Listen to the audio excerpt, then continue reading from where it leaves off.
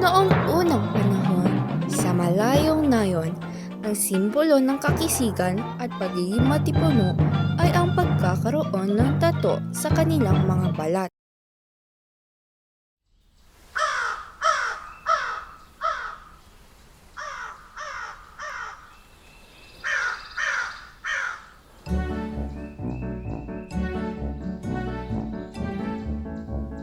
May dalawang binata na nagngangalang Matias at Artemio. Sila'y magkatribo at magkaibigan sila mula pagkabata.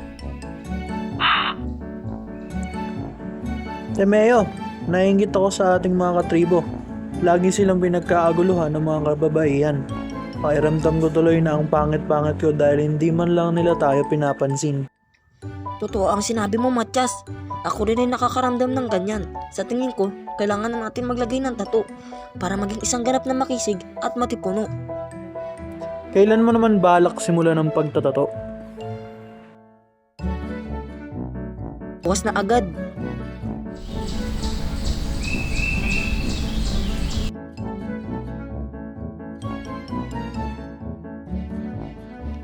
Sinimula ni Matias ang pagtatato sa likod ni Artemio, pati na rin ang braso at binti nito.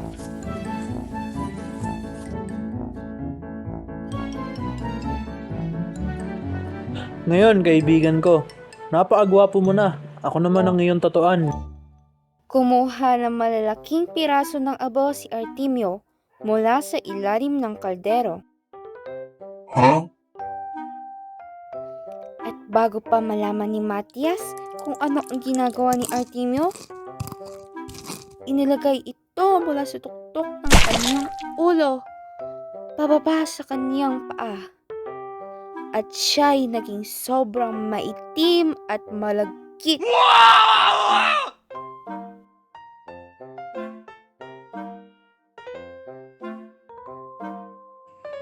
Pinagkatiwalaan kita, Artemio. Bagay na bagay ang itsura mo. Bakit ganito ang ginawa mo sa akin? Gayon tinatuan kita ng kaiingat.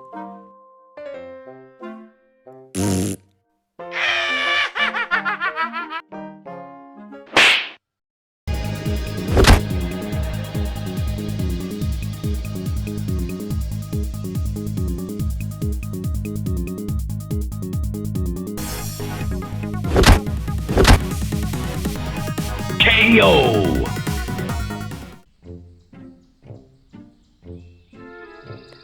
Ba't ganito? Parang ang lapit ko sa lupa. Asan si Artemio? Siya ba ang bubuli sa aking harapan? Bakit ang liit ko? Ako'y naging isang bubuli. Sa pantalang si Matyas, naging isang pangit na uwak.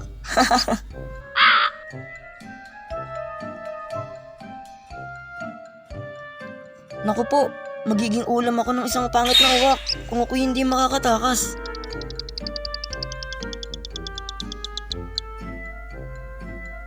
Kasalanan tong lahat ni Artemio.